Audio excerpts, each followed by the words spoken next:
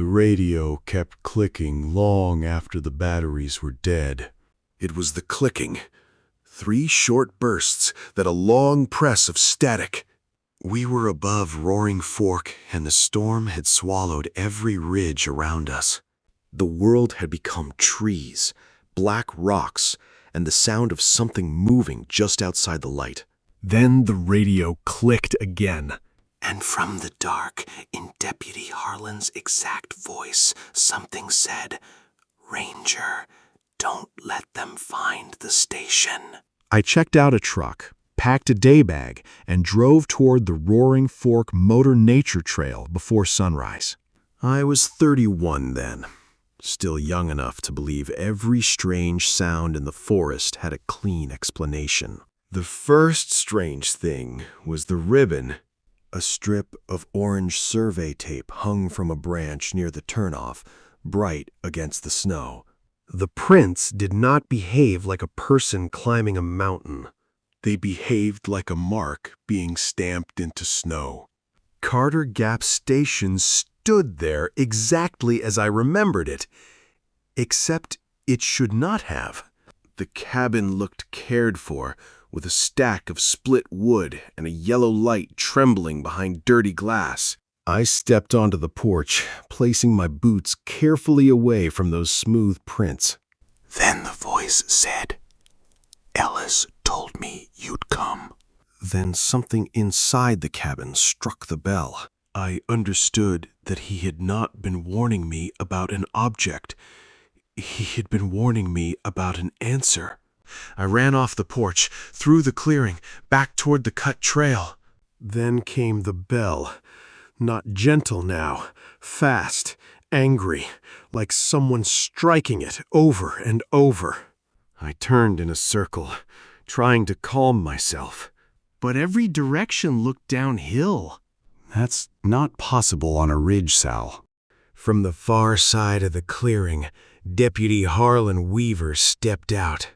Only it wasn't him. His headlamp was turned backward, shining into the trees. He lifted one hand. "Ranger, don't let them find the station." He tilted his head, listening to something I couldn't hear. I turned too fast and went down hard. The pistol flew from my hand and vanished in snow. When I looked back, Harlan was closer. I scrambled backward until I hit the base of a hemlock. The radio on my belt clicked 3 times. I ripped it off and threw it into the snow. When it touched me, I heard Ellis Ray whisper in my ear. "You rang it, didn't you?" The cabin door opened all the way. I tore my foot free and ran barefoot into the laurels. Branches clawed my face. I slid down a slope until I hit a creek bed. Then I heard my radio. It sat on a stone, dry and upright. Ellis Ray's voice said, "Tell them it was a weather event." I followed the creek until dawn. A road crew found me near the lower gate. The sky over the Smokies was clear and blue. When I asked about Deputy Harlan Weaver, the room went still. Harlan was not missing. He had been at home all night. Ellis retired 2 months later. He dropped a map on my desk. There was a red X right where that cabin used to be. He told me the cabin burned down back in '68. 2 workers were inside during a storm. Only one came out, and he said he saw people in the trees with lanterns. I asked him what that bell was. He just called it a courtesy. He said things older than the trails need to know when we're passing through. He tapped that red X on the map. He said sound doesn't travel out here, it travels down. He told me if I ever hear it again, don't answer, and don't even think my own name. I moved out west to try and forget. I thought distance would keep me safe. Then, in 2011, a package showed up at my door. I found an old player and listened to the tape. just static for 13 minutes. Then the bell rang, and I heard Harlan's voice. Harlan said something wearing my shape came to his house. He said Ellis didn't retire. He just traded places. Then I heard my own voice on the tape, whispering a warning. I drove back to Tennessee 3 days later. The mountain looked different, but it felt the same. I hiked in early, carrying nothing but that old map. I found the stone with the eye bolt. There was a fresh piece of orange tape on the branch. Then the woods went quiet, and I heard the bell. A voice called down from the trees. It was my mother, using a name from when I was a boy. I closed my eyes, but the trail opened up anyway. I knew if I followed those prints, I'd never come back. I turned my back on the trail and started walking down. When I got to my truck, I saw something waiting for me. It was the bell, just sitting there under the wiper. I keep it locked away, but it doesn't matter. Sometimes I wake up to find the drawer open and leaves on the floor. Last week, it rang all by itself. Now, every radio in the house clicks at 3:17 in the morning. My porch light flickers yellow when the fog rolls in. I found boot prints in the mud leading into trees that weren't there yesterday. I finally get what Harlan was trying to tell me. They aren't keeping us away. They're making sure we build it again. Tonight, through the rain, I can see it. A yellow light is swaying low between the trees. It's waiting for me to answer. I know I shouldn't, but I'm going to open the door. The cold air hits me like a wall. The light is getting brighter now. The bell in my pocket is ringing. I finally understand what I am now. I stood there on the porch, watching that light pulse in the dark. The bell in my pocket felt like it was burning a hole through my jeans. Every step I took felt like walking on something that wasn't quite solid. I could hear them breathing, all of them, right there in the trees. The light moved, and I just followed it like a moth to a flame. The trees were closing in, making a path that hadn't been there a minute ago. I found them standing in a circle, just waiting for me. They held those lanterns so low, like they were looking for something in the dirt. It was Harlan, but it wasn't him at all. His headlamp was pointed the wrong way, shining into the dark behind him. I held the bell out, my hand shaking like a leaf. They were just waiting for me to make the first move.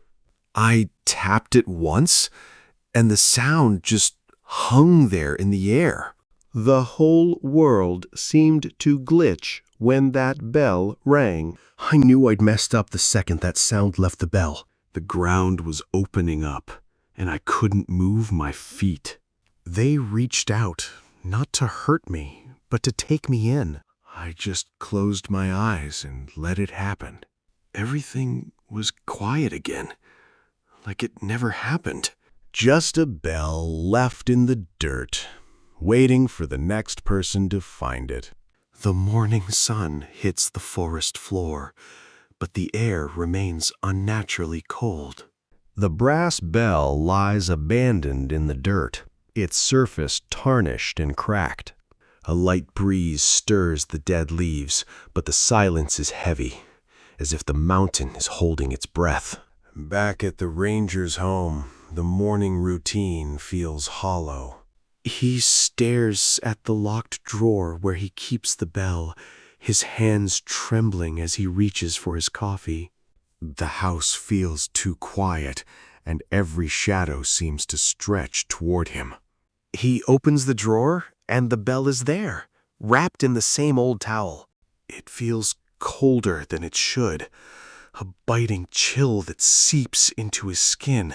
He wonders if he should have left it on the mountain, but he knows it would have followed him anyway.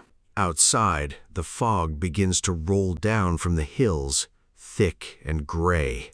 The porch light flickers, casting long, dancing shadows across the yard. He watches from the window, his breath fogging the glass as he waits for something to happen. The radio on the counter clicks. Once, twice, 3 times. It's not plugged in, and the batteries were removed years ago. He doesn't move, just listens to the static that fills the room, sounding like breathing. He walks to the back door, his heart hammering against his ribs. He opens it, and the cold air rushes in, carrying the scent of wet leaves and rot. There, in the mud, is a line of smooth boot prints leading away from his house. The prints lead into a stand of trees that wasn't there last night. The trees are dark and twisted, their branches forming a dense wall. He knows he should turn back, but he feels drawn to them, as if they are waiting for him. He realizes now what the station was for. It wasn't just a building. It was a beacon, a place where the mountain could reach out and take what it needed. And now it's his turn to build it again. Through the rain on his window, he sees a small yellow light swaying low between the trees. It's waiting for him. He picks up the brass bell, his hand steady for the first time in years. He steps out into the rain, the bell in his hand. He knows what he has to do. He walks toward the trees, and for the first time, he doesn't look back. The mountain is waiting, and he is finally ready to answer. I stepped into the trees, and the world behind me just vanished. The air felt heavy, like it was waiting for me to make a move. There it was, sitting in the saddle just like it never left. The light in the window was breathing, and I knew I was already caught. Every step on that porch felt like a mistake I couldn't undo. I stood there, staring at the door, waiting for the silence to break. The bell felt like ice in my hand. I could hear it ringing in my head before I even touched it. The door opened, and there was nothing inside but those lights. It was like looking into a hole that went down forever. I heard him calling, just like he did all those years ago. He sounded so tired, like he'd been waiting for me to come back. I walked inside, and the smell of that place hit me all at once. It was like stepping back into a memory I'd tried to bury. I set the bell down, and the whole room just went still. I knew then that I wasn't leaving this place. The lights got brighter, and for the first time, I didn't feel afraid. It was like coming home after a long, long time. The mountain finally had what it wanted. And all that was left was the sound of the bell ringing out into the night. I thought I was finally home. But the walls, they're breathing. The bell, it's calling them. I shouldn't have come back. They're not ghosts. There's something else entirely. This tag, it's all I have left. Please, just let me go. The door is open. I have to run. Don't look back. Just keep running. I can't stop now. The woods, they're closing in. I made it to the water. But at what cost? The radio? It's still here. It's telling me it's over. The sun is coming up, but the darkness, it never really leaves. I don't remember much after that.